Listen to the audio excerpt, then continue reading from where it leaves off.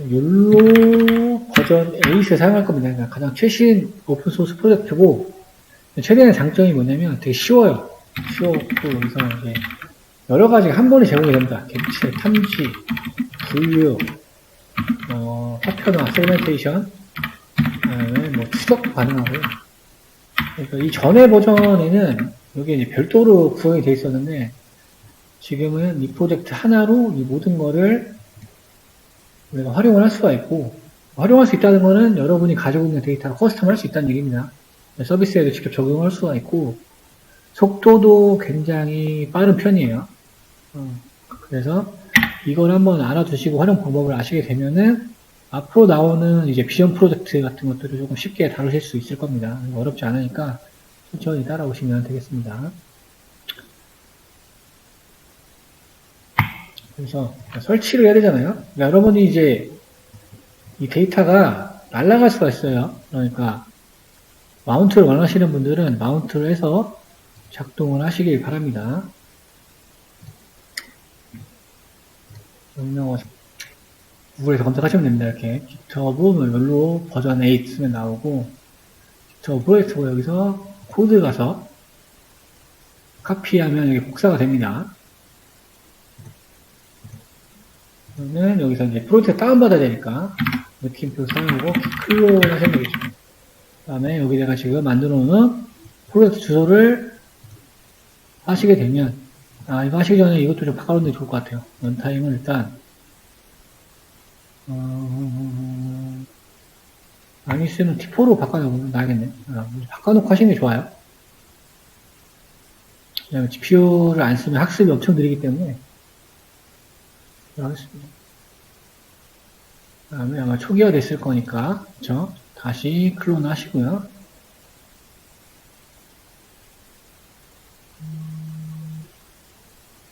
그러면 끝났어요. 굉장히 간단하죠? 마운트를 시켜 놓으셨으면 여러분이 마운트한 경로에다가 얘가 들어갈 겁니다. 저 프로젝트 다운로드 됐고, 저는 이제 이 세션이 종료되면 이게 날아가겠죠. 학습 관련된 데이터들이 여기 다 이제 담겨져 있기 때문에 조금 정리를 할게요. 다운을 하고, 프로젝트 다운을 했으니까 이제 관련된 이 프로젝트의 환경 설정 파일들을 설치를 해줘야 됩니다. 지금 여기 보시면 이렇게 나오죠, 안내가. 저 같은 경우 이게 그 버전이가 나오는 것 같아요. 저렇게 쓰면 안 되고, 루트랑 라이텍스라고 설치를 하면 됩니다. 뭐야.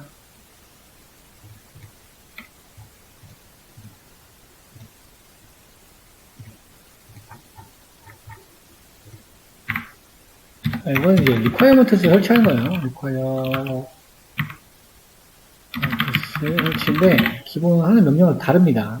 예전에는 뭐 -r하고 requirements txt 이런 거 설치했었는데 버전이 업그레이드 되면서 그냥 자동적으로 여 프로젝트만 이름만 딱 설치를 하게 되면 자동으로 모든 종속성에 관련된 파일들이 환경에 맞게 설치가 돼요.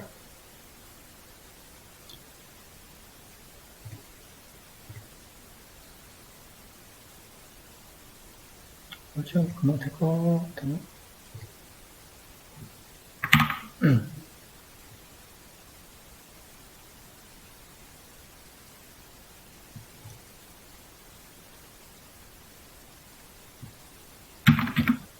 설치가 다 되면은 간단하게 이제 구동 테스트를 해볼 겁니다. 설치가 됐다고 나오죠. 그래서 지금 여기 구글에서 제공하고 있는 어떤 쿠다와 쿠디엠의 자동적으로 종속성을 해결을 해서 설치가 되어 있다고 합니다. 여기서는 딱히 변화는 없을 거예요. 그냥 환경 관련된 것들을 설치하는 거라서. 간단히 테스트 할 거는 그냥 뭐 간단해요. 이렇게 쓰면 끝납니다. 이렇게 써서 뭔가 오류가 잠깐만요. 지금 뭐가 치고 있냐. 이렇게 써야겠다. 율로 detect라는 거를 명령어를 치게 되면 자동적으로 뭐 설치를 막 하죠. 얘를 막 다운받게 되는데요. 이거는 이제 기본적인 이 프로젝트 제공해주는 모델이에요, 모델. 모델을 다운받고 얘가 그걸로 테스트를 해줍니다. 그래서 워닝은 뭐 보실 필요 없고요. 밑에 자동적으로 구동이 되고 완료 컴플리트가 됐다고 나오면은 할 게 없어요. 끝난 거예요. 환경이 끝난 거. 근데 지금 저 학습을 하고 있냐? 잠깐만요. 프로젝트로 해야 되겠네. 제가 헷갈렸어요. 학습을 들어가네요.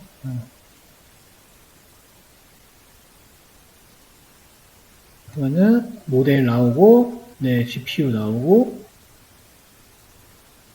뭐 이렇게 경로가 막 나오죠. 버스랑 뭐 지단 이렇게 나옵니다. 네, 끝났다고 나와요. 여기에 이제 차원 정보가 이렇게 나오고, 쉐이프, 우리가 알고 있는.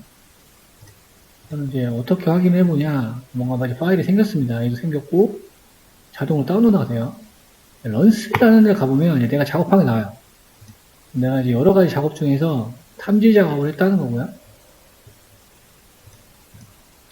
여기를 눌러보면 그다음에 제가 프로젝트를 했죠.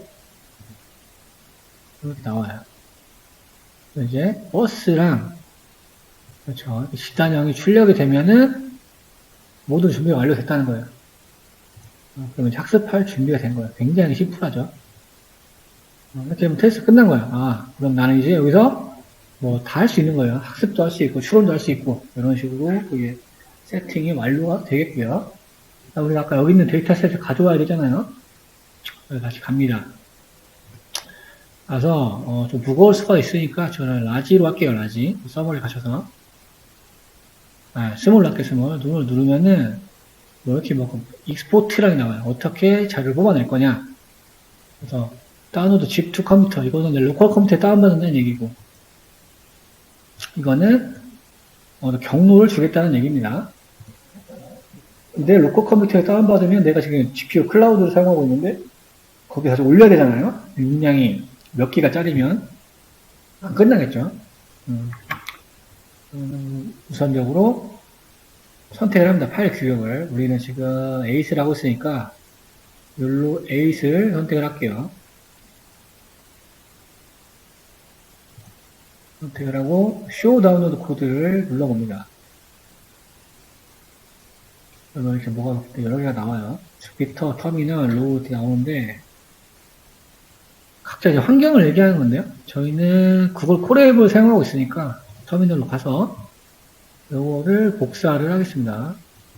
그러면 이제 cur이라는 명령을 통해서 내가 할당받은 이 주피터 자원 여기로 여기에 있는 데이터를 다운로드 받는 거예요. 금방 하겠죠? 이걸 복사하시면 돼요. 복사. 여러분 계정으로 들어가 있어야지 여기 나와요. 왜냐면 여기 API 키가 들어있기 때문에 본인 걸로 하셔야 돼요. 제 걸로 하시면 안 되고 이걸 복사하신 다음에 여기다가 치면 되는 거죠. 명령어니까 그 느낌표 써줘야 되고요. 복사를 하면 되고 수작을 좀 달아놓겠습니다.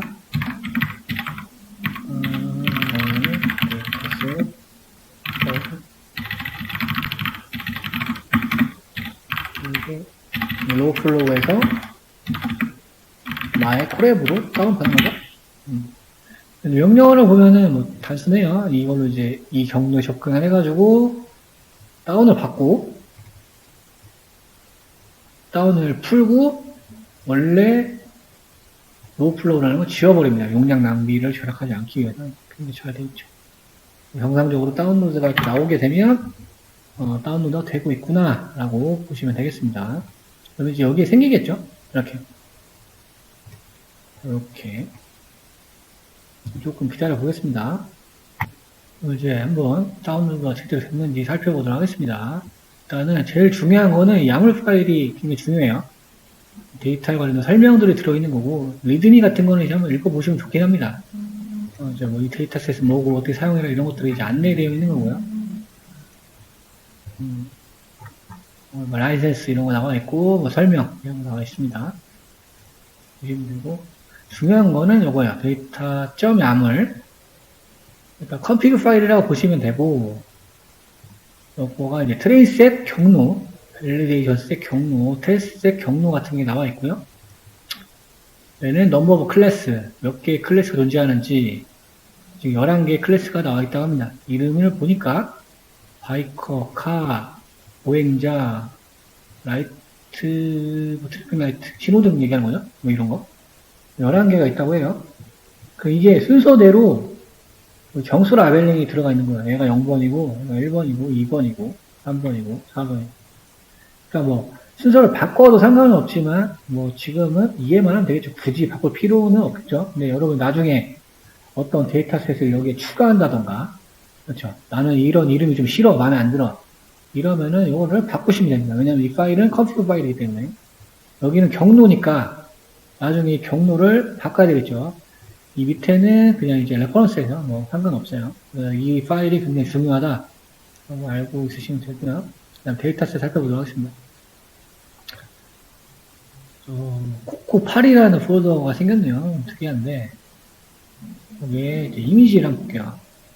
이미지가 보고 이미지를 보면 트레인셋, 밸리데이션 셋이 이렇게 있네요.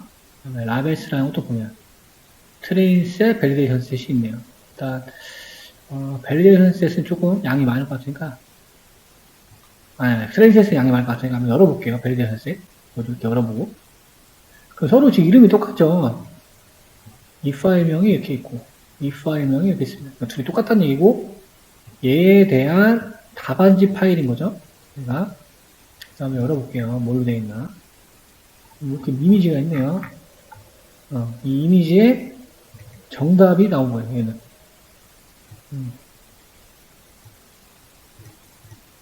이걸 좀 뺏어보고 싶은데.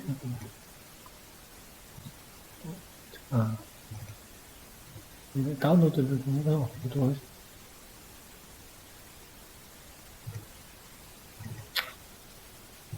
보면은 뭐 이렇게 막 숫자가 막 나와 있어요. 그리고 이렇게 이 사진이죠, 원래 이 사진. 아까 우리 컨피그 파일에서 0번이 뭐였죠? 0번? 0번이 그렇죠. 바이커라고 나와 있는데 이게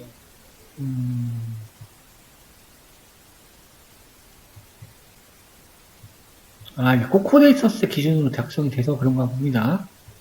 0번이 바이커인데 지금 여기 바이커가 없는데 좀 이상하네요. 이 사진에 뭐 바이커가 없는데 그렇죠?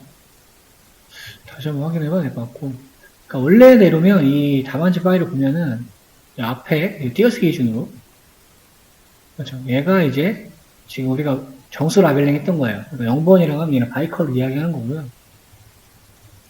코코데이터셋은 80개로 구성이 돼 있어요. 그것 때문에 지금 25번이 나오는 것 같은데 우리가 지금 활용할 거는 11개밖에 없죠. 11개. 그러니까 조금 확인해 봐야 돼요. 여기 나오는 이제 소수로 된 건 뭐냐? 좌표를 의미합니다. 좌표. 욜로에서는 내가 X, Y, W, H로 돼 있어요.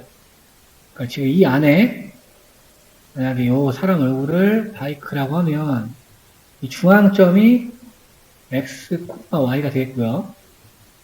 여기서부터 여기가 W, 하이트가 되겠죠. 여기서부터 여기가 W가 되는 겁니다. 좌표 체계가 조금 특이해요. 욜로에 특화되어 있는 체계라고 기억을 해주시면 되겠습니다. 요거를 조금 자세히 이해를 하고 싶으시면 제 거 좀 자세하게 되어 있는 편이 있어요. 그 디텍팅 하는 거. 거기 보시면 요거에 대해서 원리 같은 거 설명해놨으니까 참고하시면 되겠고요. 뭐 어렵진 않죠. 와닿지가 않을 뿐이지 우리가 알고 있는 좌표 체계. 원래 좌표 체계는 어떻게 돼 있어요? 여기가 X1, Y1이고 여기가 X2, Y2 또 이런 식으로 표현하는데 이것도 다 같진 않아요. 그러니까 어떤 프로젝트나 아키텍처마다 좀 표현하는 게 다른데 욜로에서는 여튼 이렇게 정규화된 기법으로 내가 좌표 체계를 정의하고 있습니다. 요것 때문에 이제 욜로가 굉장히 빠른 것도 없지 않아 있어요. 약간 증명이 된 부분이어서 이런 걸 살펴보시면 돼요. 요거는 조금 제가 테스트를 좀 해봐야 될 것 같아요. 돌려가면서. 아까 25번하고 0번이 이상한데, 네, 많이 해봤기 때문에. 일단 구동을 시키면 답이 나올 것 같긴 해요. 근데 지금 약간 폴더들이 조금 정리를 해야 될 필요성이 좀 없지 않아 있을 것 같습니다. 그리고 지금 내가 파일들이 몇 개 있는지 좀 궁금하잖아요. 항상 데이터에서 살 때는 몇 개인지를 보는 게 중요해요. 그러니까 우리가 한번 살짝 코드를 풀어내서 보도록 하겠습니다. 글로브로 접근을 해가지고 보도록 할게요. 지금 컨텐트에 있으니까 컨텐트에 여기 뭐 이렇게 안내를 해주네요. 데이터라는 게 아니 데이터 셋이죠. 데이터 셋스. 이런 것보다 그냥 여기를 복사하는 게 나을 것 같네요. 여기를 분노 복사해서 트레인 셋, 그렇죠? 트레인 셋. 여기 밑에 파일은 JPG 파일이니까 모든 JPG 파일. 조금 더 늘릴게요. 여기까지 힘드네. 파일명이 길다 보니까. 그 다음에 밸리데이션 셋도 글로브 접근을 해서 얘도 분노 복사를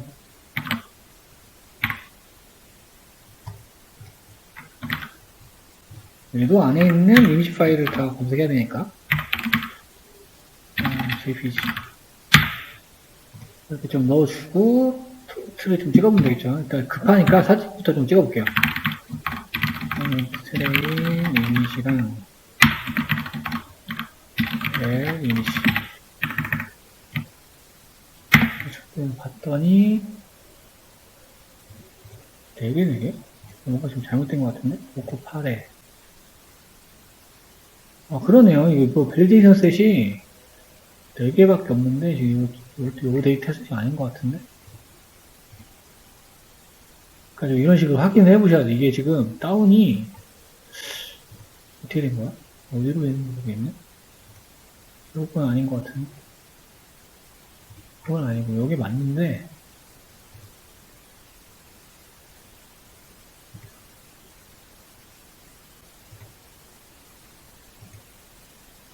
잠깐만요. 이 데이터셋이 다운이 잘못된 것 같죠?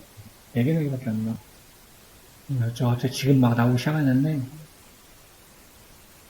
아까 저 데이터셋에 있던 파일은 샘플이었나요? 샘플 4가지 사진만 그냥 보여주는 샘플이었어요. 이렇게 해서 항상 데이터셋을 먼저 조금 샘플을 해서 보는 게 중요합니다.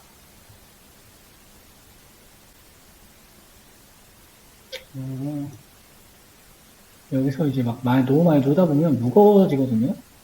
데이터가 많으니까. 그래서 일단 다운받은 데이터를 하나하나 열어보고 보기도 하고요. 이런 거는 안 열어놓는 게 좋아요. 너무 많으니까. 일단은 개수 확인해 볼게요. 이게 없네. 파일이 없네요. 코드 오픈이 안 돼 있는 거 보니까 이렇게 봐야 될 것 같고 29,800이고 얘는 100 라벨스의 텍스트 그래서 이미지 데이터가 29,800개라는 거예요. 그래서 지금 개수도 답안지도 정확히 29,800개가 있다고 합니다. 지금 로컬로 한번 확인해 볼게요. 아까 확인을 해봤던 이미지랑 라벨스가 있을 거고 첫 번째 사진 파일명 같은 게 좀 어지럽게 돼 있죠.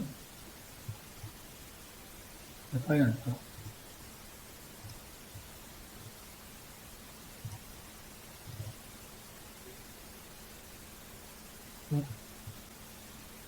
여기 걸리네요.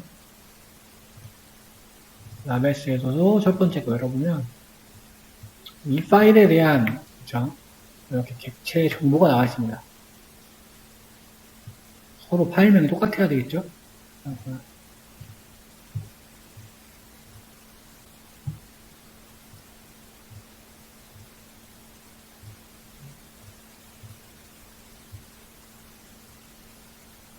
그래서 아까 0번부터 11번까지밖에 없었잖아요. 0번부터 10번까지밖에 없겠죠. 11개의 클래스니까. 근데 지금 얘가 잘 보셔야 돼요. 이렇게 10번, 1번, 1번, 2번이 들어있다고 합니다. 10번, 1번, 2번, 2번. 그러면은 우리 라벨에서 데이터셋이라는 파일이 있었죠. 데이터 양을. 또 이걸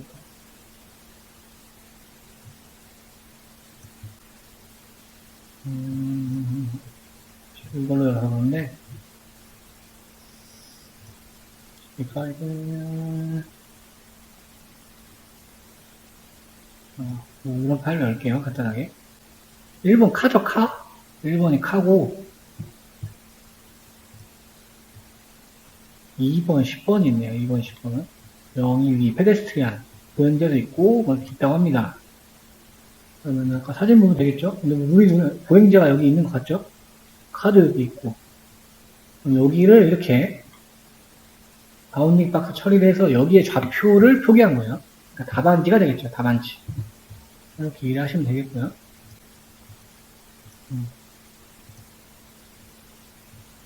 답안지 파일. 지금 이제 다 완료가 됐죠? 그래서 데이터셋도 이제 완료가 됐고, 여기 조금 자동화를 좀 하면 좋을 것 같으니까, 답안지. 제가 좀 빨리 코드를, 그 데이터 구성이 원래 좀 일반화되어 있긴 한데요. 얘 같은 경우는 그 테스트셋하고 밸리데이션 구분이 안 돼 있어서 그거를 조금 인위적으로 다루는 코드를 GPT 통해서 좀 가져왔고요. 얘는 좀 사용하시면 되고, 그렇게 된 다음에 글로벌을 로드해서 확인해봤어요. 20%를 했으니까. 그러면은 그게 맞게 분류가 된 걸 보실 수가 있죠. 80, 20. 테스트 셋은 따로 필요가 없습니다. 그래서 확인했고, 이 밑은 이제 좀 편의성을 더하기 위해서 자동화 코드를 만들어 준 거예요.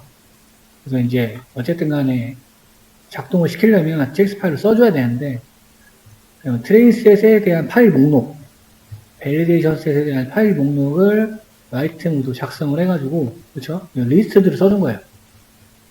그래서 그냥 루트 경로에 그냥 이제 생성하게 만들었고요. 그 다음에 아까 우리 데이터 야물 파일 중요하다고 했잖아요. 사실 요거는 이걸 열고 이렇게 편집하셔도 상관없어요. 여기 안에서 편집하셔도 상관없는데, 임의적으로 이제 조금 이 리스트들을 작성했으니까 얘네들을 불러가지고 적어서 수정해준 코드입니다. 그래서 이건 어떻게 하든 상관이 없습니다. 그러니까 얘가 여부터 01, 01, 2, 3, 4, 5, 6, 7, 8, 9, 10이 될 거고요. 1, 2, 3, 4, 5, 6, 7, 8, 9, 10, 11. 네. 그래서 넘버 클래스가 10이 될 거고, 0번부터 10번까지 돼 있고, 여기 경로는 지금 수정해서 써줬으니까, 밸리데이션 셋은 컨텐츠의 벨.txt, 목록, 트레인 셋은 여기 목록만 적어주면 끝나는 거예요. 파일은 이제 끝난 겁니다. 이제 기초적인 세팅은 다 끝나게 되는 거고요. 이렇게 하면. 이해만 하시면은 이제 경로랑 이런 거 다 바꿔서 쓰셔야 되기 때문에, 요거는 편의성을 더했다고 생각하시면 돼요. 그 다음에 이제 학습을 시켜야 되잖아요. 학습을 시킬 때는 아까 이제 잠깐 detect라는 명령어를 썼을 때도 학습이 되긴 했는데, 보통은 공식 명령어는 이렇게 돼요. 그래서 이제 여기 보면 이렇게 뭐가 예문이 나오죠. 뭐 detect, mode, train 이렇게 나옵니다. 연로에 여기서는 트레인이라고 해도 괜찮을 것 같아요. 그 다음에 모델은 따로 선택을 안 할게요. 모델은 기본적인 아키텍처로 전위 학습을 우리가 시킬 거기 때문에 설정 안 해도 작동할 것 같고요. 중요한 거는 이제 데이터가 어디에 있는지 야물 파일의 경로를 적어줘야 돼요. 왜냐면 야물 파일에 모든 거 다 가지고 있잖아요. 어떤 경로는 어디에 있고 이런 거. 되겠죠? 야물 맞나? 이렇게 돼 있고, 그다음에 다른 옵션이 좀 있긴 한데, 여기 이제 배치 사이즈는 에포크 수가 있죠. 에포크로 주시고, 일단 10번만 테스트를 해보도록 하겠습니다. 배치 사이즈는 여기서 16이라고 안내를 해주니까 16으로 칠게요. 이미지 사이즈는 지정을 하면 좋은데 일단 지금 안 해보도록 하겠습니다. 테스트를 하는 단계이기 때문에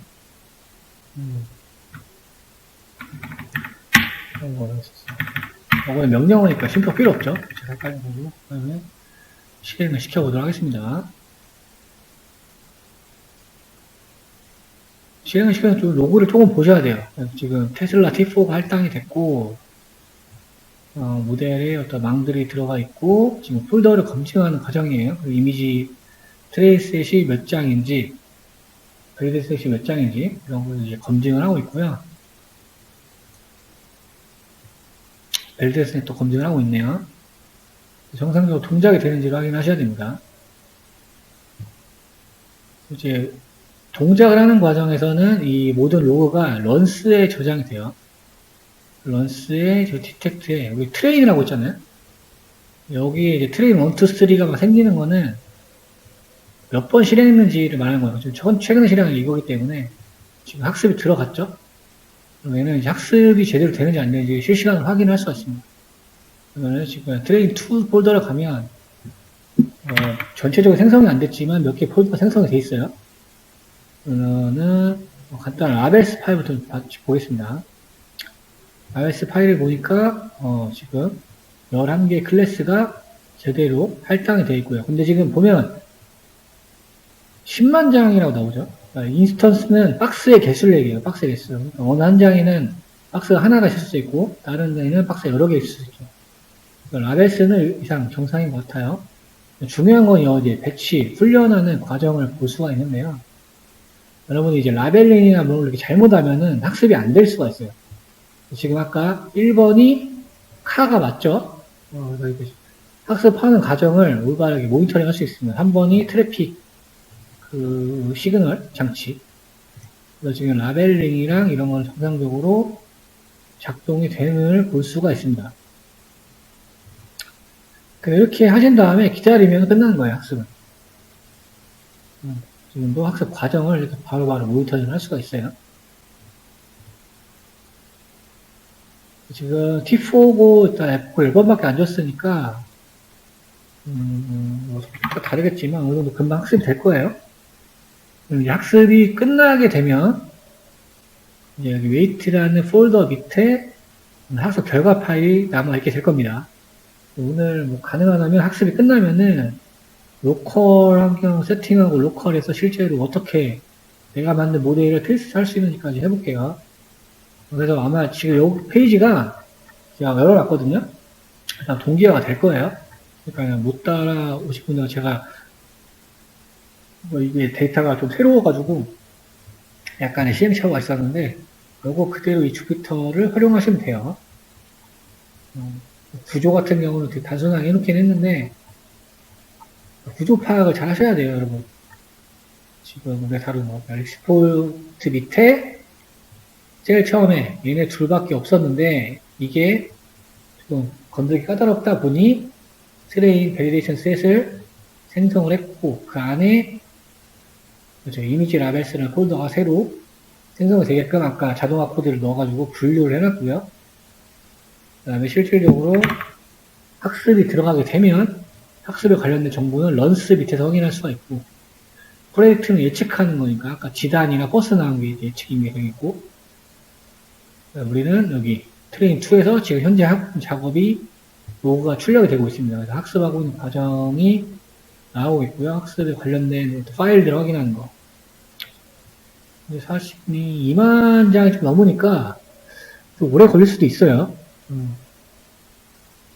여러분이 마운트 안 해보셨으면은 학습이 끝나게 되면 이 웨이트스라는 폴더 밑에 여러분이 하는 거 좀 다를 수 있어요. 여기 밑에 베스트라는 폴더 best.pt라는 파일과 last.pt라는 파일이 생길 거예요. 이 파일들 저장해놔야 될 파일들이 몇 개 있어요. 그걸 저장해 놓으셔야 돼요. 마운트 안 했을 시 학습 끝내면요. 지금 이제 클라우드 자원을 활용하고 있기 때문에 이 세션이 종료가 되면은 날아가잖아요. 그래서 이 파일이 생성되면 다운을 받아 놓으시고 여기에 관련된 파일도 있잖아요. 학습 결과에 관련된 파일들. 그렇죠. 이런 거는 보관을 해 놓으셔야지 나중에 비교할 때 좋습니다. 마운트 안 했을 때요. 마운트 해 놓으면은 이게 다 저장이 되니까 상관없긴 하는데 뭐 용량 한계가 있다 보니까 지표 파일들하고 그냥 다 다운로드 받으시면 돼요. 그냥 트레인 밑에 있는 생성되어 있는 파일들을 다 다운로드 받아 놓으시면은 공부하시는 도움이 될 겁니다. 여기 보면 로그에 나와 있죠. 런스 디텍트의 트레인 2에 지금 뭔가 생성이 되고 있다. 일단 그렇게 좀 실습을 해보시면 좋을 것 같습니다. 일단은 구글에서 이렇게 아나콘다라는 거 검색하시면 위에 나옵니다. 그렇게 되면은 여기서 이제 다운로드를 해서 설치를 하셔야 되는데 뭐 이렇게 구글 계정에 뭐 가입을 하거나 이런 게 좀 있을 수가 있어요. 저도 지금 오랜만에 와서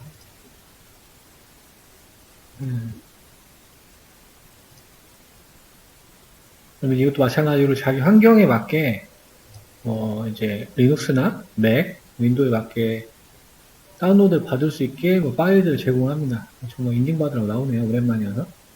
그러면 이런 절차가 나오면은 따라 주시면 되고요. 아마 저 메일로 날라온 것 같은데.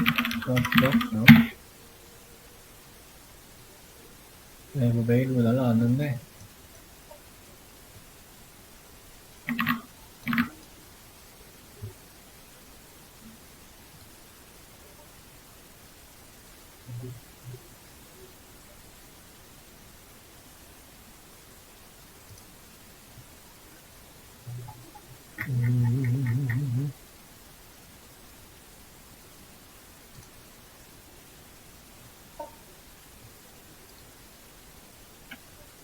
그래서 어쩔 때는 바로 다운로드 파일이 나올 때가 있고, 또 어쩔 때는 이렇게 뭐 나올 때가 있는 것 같아요. 일단은, 그러면 이제 뭐 이렇게 내 주소를 제공을 하게 되면 이렇게 버전별로 다운로드를 받을 수 있게 나옵니다. 그 윈도우는 이렇게 다운받으시면 되고, 맥, 리눅스 이렇게 있고요. 또 이렇게 받으시면 되겠습니다. 그럼 이제 exe 설치 파일이 나오니까,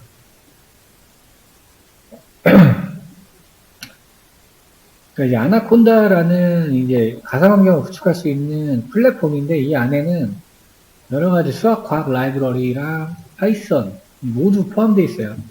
그 파이썬을 다룰 수 있는 가상환경을 만들 수 있는 플랫폼이라고 생각하시면 되겠고 나오게 되면은 설치를 하시고 뭐가 이렇게 나올 거예요. 전 설치가 돼 있어가지고 그 다음에 딴 거 특별히 건드실 필요가 없을 것 같습니다. 그래서 쭉쭉 넘기시면 되고요. 전 지금 있어가지고 이렇게 나오는 거고 아무것도 건드리지 마시고 넥스트 넘기면은 설치가 금방 되실 거예요.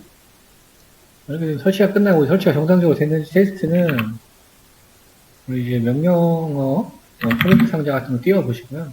띄워서 여기에서 콘다라고 이렇게 썼을 때 이게 정상적으로 뜨면은 설치가 자동적으로 된 거예요. 근데 만약에 이런 게 안 뜬다, 명령 알아듣지 못한다 그러면은 제대로 설치가 안 되는 거를 볼 수 있습니다. 마찬가지로 이렇게 콘다 마이너스 버전 명령을 치시면은 콘다가 나오게 되고요. 이거는 그 설치를 하면서 환경 변수를 잡아주기 때문에 이렇게 설치 경로가 나오게 됩니다. 이 상태가 설치가 제대로 된 거고요. 얘는 뭐 테스트 끝났으니까 내려놓고 그러니까 이런 식으로 설치를 하시면은 일단 아나콘다 가상 플랫폼을 만들 수 있는 준비는 끝난 거예요. 이렇게 되면 이제 내가 파이썬으로 관련된 프로젝트들을 이제 내가 직접 내 컴퓨터나 서버에 설치를 하고 테스트를 할 수가 있습니다.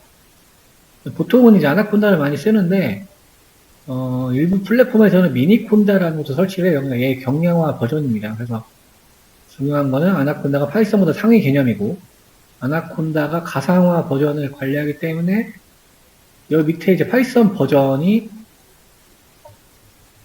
제공이 되겠죠. 그러니까 내가 원하는 파이썬보다 설치할 수 있고 그 밑에 파이썬 버전에 원하는 라이브러리들도 버전에 맞게 설치할 수가 있습니다.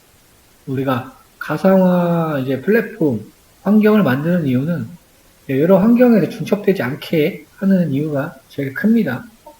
네, 보통은 이렇게 도커로 만들어서 활용을 많이 하는데 우리는 뭐 이제 도커까지는 다루지 못하니까 그래서 이제 프로젝트 단위별로 가상 환경을 만들어 놓고 활용을 하시는 게 좋아요. 그래야 나중에 충돌 같은 게 좀 안 나거든요. 환경 세팅 같은 경우는 경험적 요소가 많이 필요하다 보니까 한번 잘못되면 원인을 파악하기 좀 힘들거든요. 그렇죠? 각 컴퓨터마다 환경이 다르기 때문에 이렇게 하면 이제 설치가 끝납니다. 그럼 이제 이거를 적용하는 법을 좀 다뤄봐야 되겠죠. 얘는 이제 다 했으니까 내려버리고 우리 저번에 했던 욜로 버전 5의 GitHub 플랫폼 주소 저번 주피터 보시면은 클릭할 때 있겠죠. 그러면 여러분들 로컬이니까 BioST로 하겠습니다. 새 창을 누르시면은 이렇게 뜨게 돼요. 여기서 git 리포지토리 복제를 누르신 다음에 얘를 이렇게 복사시켜 놓으면 됩니다. 얘를 이렇게 하게 되면은 이제 내가 어디다가 세팅을 할 거냐. 저는 여기 뭐가 있어서 폴더가 좀 많이 있긴 한데 딴 데다 설치를 좀 해야 될 것 같네요. 여기도 있고 이래가지고 그냥 어드민 경로로 설정을 하고 그다음에 이제 GitHub 플랫폼에서 프로젝트를 가져오게 돼요. 가져와서 열리게 되고요. 여기서 이제 터미널을 열게 되면 그렇죠? 내가 명령어를 다룰 수 있겠죠? 자, 그러면은 현재 나의 이제 경로가 나오게 되고요. 그러면 C 드라이브 전 유저스의 어드민의 울트라라이틱스의 울트라라이틱스. 그래서 프로젝트 폴더 이름이 이렇게 되겠습니다. 이렇게 세팅이 되겠고요. 그 다음에 이제 가상환경 만드는 명령어들을 제가 지금 여기 왼쪽에 적어 놓을 테니까 테스트를 해도 돼요. 내가 이제 컨트롤 명령어도 여기서 당연히 작동을 해야겠죠. 정상적으로 작동을 하고 있고요. 나는 순서대로 좀 적겠습니다. 가상환경을 만드는 거 만들고 그러면 크리에이트라는 옵션을 하게 됩니다. 마이너스 n하고 제가 지금 중괄호로 적는 것들은 이제 커스텀하는 것들이에요. 여러분 명령어 다 다르겠죠? 가상환경 저는 여기 자율주행이었으니까 오토 필러스라는 걸로 만들어 놓을게요.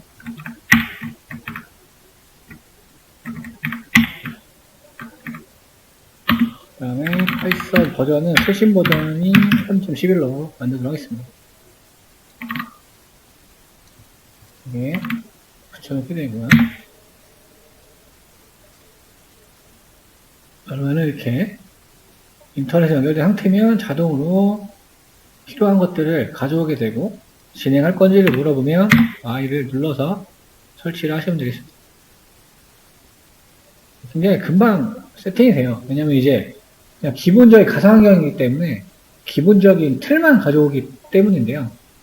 그래서 이제 단점이 있다면은 내가 여러 프로젝트를 다루게 되면 매번 조금 설치를 할 것들도 많다.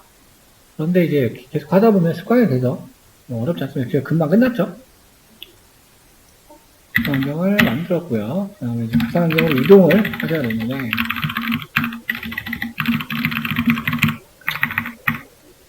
번호를 달아놓을게요. 위에 번호가 있으니까.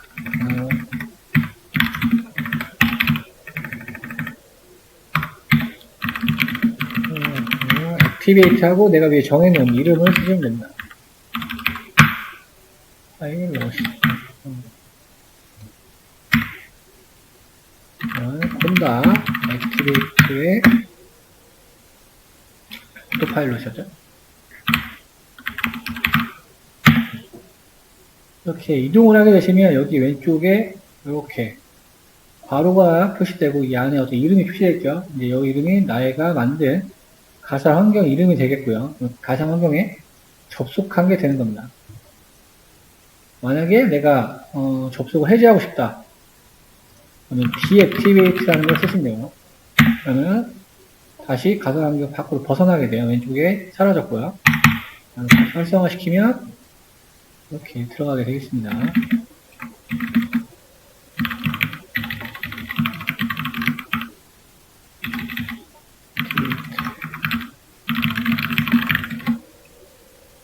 일단 활성화를 시켜놓은 다음에 이제 설치해야 되겠죠.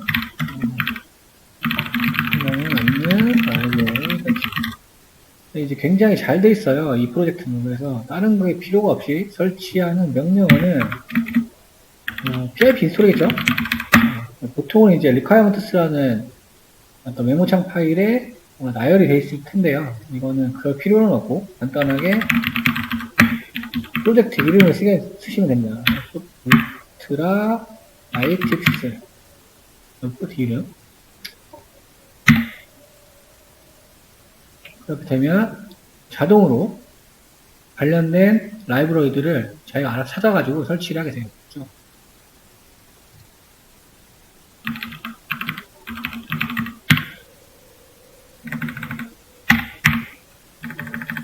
조금 시간이 걸릴 수도 있습니다. 자, 지금 제가 확인을 하기 위해서 욜로 프레딕트라는 명령어를 쳤는데 자동으로 모델을 다운받고요. 절차도 진행이 됐어요. 우리 클라우드에서 했던 거랑 똑같습니다. 아무 에러가 없고 지금 보면은 여기 경로에 뭐가 출력됐다고 나와 있죠. 그래서 런스 프레딕트 런스 디텍트 프로젝트라는 폴더에 이렇게 단형하고 버스 사진이 출력이 되면은 이제 환경 세팅이 끝난 거예요. 그러니까 여기 안에서 이제 모든 작업을 할 수가 있게 세팅이 되어 있는 겁니다. 클래시피케이션, 디텍션, 트래킹도 마찬가지고요. 세그멘테이션까지 환경이 굉장히 심플하게 작동을 할 수가 있습니다. 학습했던 거를 제가 지금 계속 반복해서 학습을 시켜놨습니다. 근데 이게 저는 L4가 있는데 L4로 하게 되니까 세션이 금방 끊기더라고요. 이제 여러분 테스트 할 때 이게 자꾸 콜앱이 세션 확인을 하잖아요. 그런 거를 조금 해제를 하고 싶으시면 이제 F12 누르시면 개발자 모드가 나오거든요. 거기 가시면은 여기 콘솔이 있어요. 콘솔. 여기 가셔서 이제 해당 명령어를 좀 쳐주시면 되거든요. 이런 명령어는 여기 인터넷 같은 데서 콜앱 세션 유지 명령어를 치시면 돼요. 이렇게 나오는 게 있어요. 그러면 이제 어떤 함수가 있죠. 내가 이제 어느 정도 시간이 되면은 세션 유지를 하지 않기 위해서 클릭 이벤트를 준다고 생각하시면 돼요. 내가 이제 돌리다가 이걸 매주 볼 수가 없잖아요. 그렇죠? 그럴 때 요거 치고 엔터를 치시면은 동작을 하게 돼요. 그럼 내가 브라우저를 딱히 건들지 않아도 세션이 유지가 됩니다. 기본적인 콜앱에서 세션 유지가 12시간이고 24시간으로 알고 있는데 그렇게 되면은 내가 이제 마운트 안 해도 파일이 날아가는 경우가 조금 덜해질 거예요. 만약에 이 명령어가 안 써지면은 아마 얼로 패스인가? 네. 이 명령을 치시면 됩니다. 자, 그러면 이거는 팁이니까요. F12 개발자 모드 들어가서 여기서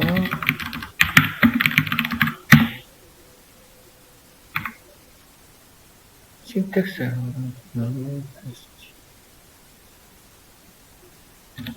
맞는데?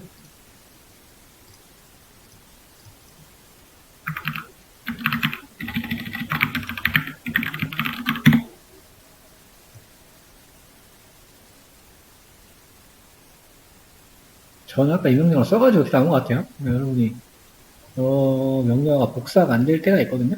만약 안 되시면은 이렇게 얼로 패스팅하는 걸 쓰시면은 먹게 됩니다. 이렇게 잘 나오게 되면 자동으로 얘가 클릭 이벤트를 정해진 시간, 지금 6만 초니까 네, 이 초에 맞게 이벤트를 줘서 세션 유지를 해줍니다. 이건 팁이고요. 어쨌든 제가 이제 학습이 끝난 게 하나 있으니까 그걸 한번 살펴볼게요.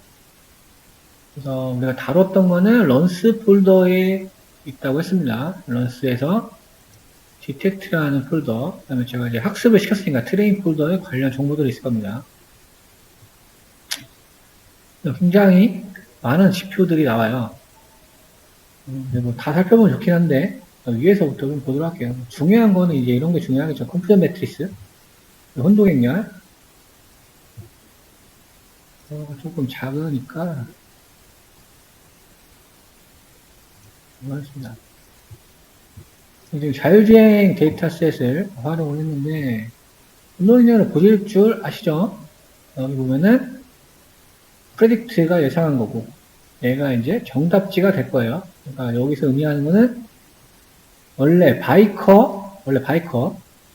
바이커인데, 이거를 페데스트리안, 보행자로 예측한 것이 34개가 있었다라는 거예요. 마찬가지로. 지금 이런 비율이 좀 많죠. 원래 자동차인데, 배경으로 인식한 것들이 많았다. 그렇죠. 자동차를 잘 못 잡았다는 얘기가 될 겁니다. 이런 지표들을 보고 좀 해석을 해서 데이터를 보충을 해야 됩니다. 여기에 이제 AI 엔지니어들, 특히 비전 엔지니어, 모델러들은 이런 걸 해석을 해서 도출을 하셔야 돼요. 그러니까 이 사진은 왜 이렇게 나오냐면 데이터 불균형이 좀 있는 거예요. 불균형이. 그러니까 레이블링이 제대로 안 돼 있다는 얘기가 되겠습니다. 지금 자동차를 자동차로 인식한 거는 당연히 많은데 백그라운드로 인식한 게 되게 많아요. 그렇죠? 자동차임에도 불구하고 이런 거는 계산해야 될 필요가 있고요. 나머지는 좀 마이너하긴 한데요. 여기서 좀 많이 나온 숫자들을 좀 봐야 되겠죠. 그리고 실제 백그라운드임에도 불구하고 자동차로 예측한 것들 이런 것도 확인할 수가 있고 그냥 또 많은 거 이런 거 볼 수 있겠네요. 이거는 맞는 거죠.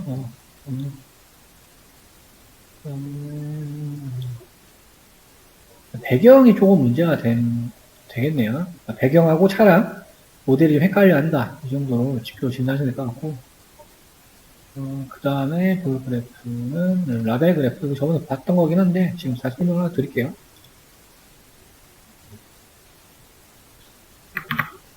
일단 인스턴스라는 거는 우리 레이블링의 개수, 그러니까 바운딩 박스의 개수를 이야기합니다. 보니까 지금 자동차는 10만 개인데, 그렇죠? 바이커, 페데스트리안이라는 트래픽 신호들은 너무 적어요. 그렇죠? 개수가 너무 차이가 나서 이거는 조금 보완해야 될 필요가 있습니다. 그러니까 원본 데이터셋에 이런 걸 다 처리를 하고 싶으면 여기에 이만큼 데이터셋을 다른 데이터셋에 좀 추원할 필요가 있어요. 이거는 약간 제가 경험적 근거로 말씀드리는 건데 이렇게 불균형이 심하면은 좋게 나올 수가 없어요. 일반적으로 사물을 볼 때 자동차가 너무 많아가지고 지금 자동차가 너무 과하게 학습이 돼서 그렇죠. 이런 신호들 이렇게 네모 형체를 가진 것들 이런 걸로 모델 헷갈려 할 수가 있습니다. 근데 이거는 지표를 다른 지표로 보면 좀 확실하게 예측할 수 있겠죠. 그 다음에 중요한 거는 우리 이제 리절트에 관련된 파일들일 거예요. 리절트 파일을 보면 뭐야 여기 나오겠죠? 이렇게 우리가 전에 다뤘던 지표들이 나옵니다. 트레인 로스, 베리데이션스 로스가 나오고요. 근데 일단 지금 보면 1점대죠. 0점대로 떨어지지 않았으니까 일단 학습을 더 해야 될 필요성이 있고요. 일단 하향 곡선을 그리기 때문에 학습을 계속하게 되면 여기 X축은 F코스입니다. F코스 학습수 개선될 여지가 있고요. 그 다음에 여기 뭐 프리시전 리콜 수가 나오죠. 프리시전 리콜. 근데 프리시전은 뭐 이제 80 조금 넘고 리콜은 좀 낮아요. 리콜은 이제 자연에서 현실에서 정답인데 모델 예측한 거가 좀 낮죠. 이것도 마찬가지로 배드셋이 너무 낮네요. 그러니까 이거는 그런데 그래도 우상향을 그리고 있으니까 학습을 더 할 필요는 있다. 이런 것들은 반드시 학습을 늘려서 다시 확인을 하실 필요가 있습니다. 일단 중간에 꺾이는 건 없기 때문에 과적합의 문제는 발생하지는 않고 있는데 두드러지게 학습을 좀 늘릴 필요가 있겠습니다. 그 다음에 이 똑같은 파일을 이제 CSV 파일로도 볼 수 있어요. CSV 파일로 보면은 지금 F포크스에 맞게 지표들이 나오고 있죠. 지금 보면은 이거는 이제 탐지 모델이기 때문에 전체적인 지표를 고려해야 되는데 제일 우선시되는 지표는 아무래도 우리 객체 탐지 모델에서는 MAP라는 지표를 많이 씁니다. 평균을 나타내고 있는데요. MAP가 지금 63밖에 안 나와요. 그러니까 굉장히 좋지 않은 모델이에요. 지금 현재 10으로는. 근데 지표를 봤을 때는 계속 학습을 할수록 늘어나고 있으니까 늘어나고 있기 때문에 학습을 더 할 필요가 있습니다. 그렇죠? 계속 지금 34에서부터 63까지 올라갔으니까 이게 자꾸 이렇게 튀어나오는 거예요. 그 다음에 이런 파일들을 이제 저장해놔서 쓰시면 되겠고요. 마운트 해놓으시면 이 파일들 다 남아 있습니다. 자기 경로에. 그 다음에 여기 예측한 결과에 대한 파일들, 밸리데이션 배치. 그러면 실제로 어떻게 검증을 했는지를 보여주고 있어요. 이런 거를 확인해 보면 학습이 잘 됐구나 정도를 볼 수가 있습니다. 이 정도로 이제 확인을 하시면 되고, 지표 파일들은 근데 우리가 이제 학습한 결과 파일을 얻어야 되잖아요. 그 파일들은 여기 트레이 밑에 weight라는 파일에 두 개가 남아 있습니다. 그러면은 best pt 파일. best는 이제 가장 성능이 좋았을 때를 가지고 있는 거죠. 우리 풀백 함수 사용했을 때 밸리데이션 로스가 제일 낮았을 때를 기록하고 있다고 했잖아요. 근데 그 파일이에요. 그러니까 이제 다운을 받아셔야 됩니다. 근데 보통은 이제 베스트를 많이 씁니다. 라스트는 제일 마지막에 올려놓은 거. 10의 포크 때의 파일이고요. 베스트는 가장 성능이 좋은 파일. 그래서 이제 모델 파일이 될 겁니다. 모델 파일. 그러니까 내가 지금 학습해서 만든 어떤 뇌라고 생각하시면 돼요. 뇌. 그럼 이제 이 뇌를 우리 로컬 환경에 있는 가상환경 플랫폼에 넣어줘야 되겠죠. 여기 다운을 받고요. 그 다음에 좀 이제 파일명이 헷갈리니까 좀 바꿔놓으시는 게 좋아요. 베스트하고 뭐 오늘 날짜 같은 거 좀 쓰고요. 2024 30 베스트하고 이게 저거는 자율주행이잖아요 우리. 오토파일럿 그래서 본인이 알 수 있는 편안한 쓰시면 돼요. 그 다음에 이제 웹 파일이라고 그냥 우리 쉽게 부를게요. 이거를 가져와야 되겠죠. 돌려야 되니까. 이렇게 가져오게 됩니다. 지금 우리가 굉장히 작은 모델로 학습을 했기 때문에 용량이 굉장히 작습니다. 5메가, 6메가 정도 될 거예요. 그렇죠? 5.96메가 정도 됩니다. 우리가 모델을 여기 보시면 나노 모델을 사용하기 때문에 용량이 작아요. 그러니까 미디움이나 라지 모델, 엑스라지 모델을 쓰면은 용량이 이제 100몇 개, 100몇 개가 아니라 100메가가 넘을 수도 있는데요. 당연히 성능은 좋아질 거예요. 그 대신에 학습하거나 데모할 때, 그러니까 추론할 때 속도가 느릴 수가 있어요. 대신에 성능은 당연히 좋겠죠. 무거운 무대이다 보니까. 그런데 이제 내가 항상 서비스할 환경에 맞게 학습을 하시는 게 좋아요. 그러니까 예를 들어 뭐 보드에 탑재해서 학습을 해야 된다. 그러면 큰 모델로 하면은 구동이 되긴 되지만 아무래도 느리죠. 그러니까 그런 환경 요소로 생각을 하셔야 돼요. 그래서 이제 저는 학습 속도랑 이런 게 있으니까 일부러 작은 모델을 활용을 했습니다. 그럼 이제 어떻게 테스트를 하냐, 이거 문제인데, 일단은, 프레디트라는 걸 쓰고요. 모델은 우리가 지금 만들어 놓은 거, 얘 이름을 써야 됩니다. 이렇게. 내가 만든 모델을 활용을 하겠다. 이렇게 복사를 해놓을게요. 그 다음에 무엇을 테스트 할 거냐, 될 거야. 이런 거는 조금 공식 사이트를 가서 보도록 하겠습니다. 명령어가 아직 완성이 안 됐는데요. 그렇죠?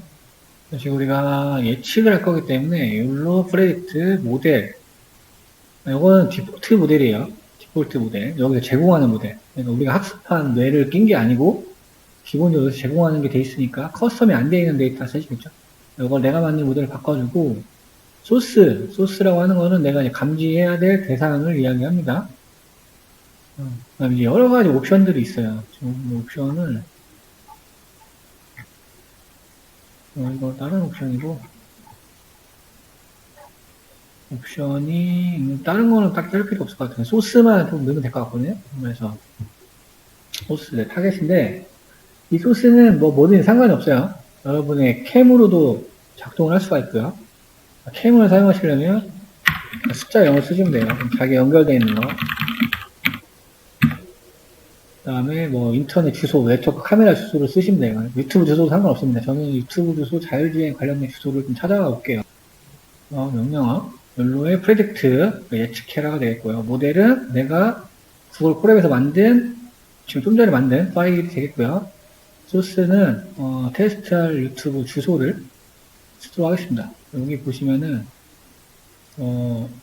요거는 웹캠, 저 이미지 파일, 비디오 파일, 스크린샷, 폴더 경로, 여기는 이미지 파일로 된 TX 경로, 스트림, 유튜브, 그 다음에 이거는 이제 프로토콜인데요. RTSP, RTMP, 이런 게 다 가능합니다. 저는 유튜브로 테스트 한번 해볼게요. 그래서 용량을, 저 가상한 경이 날라갔네요. 여기.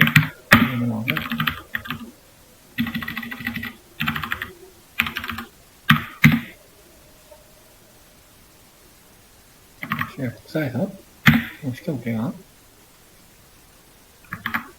이렇게 여러분 가상환경이 활성화가 되어 있어야 돼요. 아까 저처럼 지금 튕긴 상태에서 처리를 하니까 파이튜브를 설치해야 된다고 나오는 것 같아요. 파이튜브 자동으로 설치를 하고 있고요. 지금 저희가 파이썬에서 뭔가 접근하려고 하는 거. 그래서 지금 데모가 나왔어요. 보시면은 우리가 지금 제가 만든 모델 자율주행 데이터셋으로 만든 게 뭐 나오고 있죠. 페데스트리안도 나오고 지금 CPU만 처리를 했는데도 이 정도 속도가 나와요. 보면은 그렇게 빠르진 않아요. 1.5 ms면은 나노 모델로 1000ms가 1초에 한 장이니까 한 약 4장 정도 처리를 한다는 거예요. 근데 이제 사실 보통 프레임은 1초에 30 프레임을 처리하다 보니까 얘는 데모할 때 좀 GPU로 해야 될 필요성이 좀 있겠죠. 이렇게 테스트를 하시면 되겠습니다.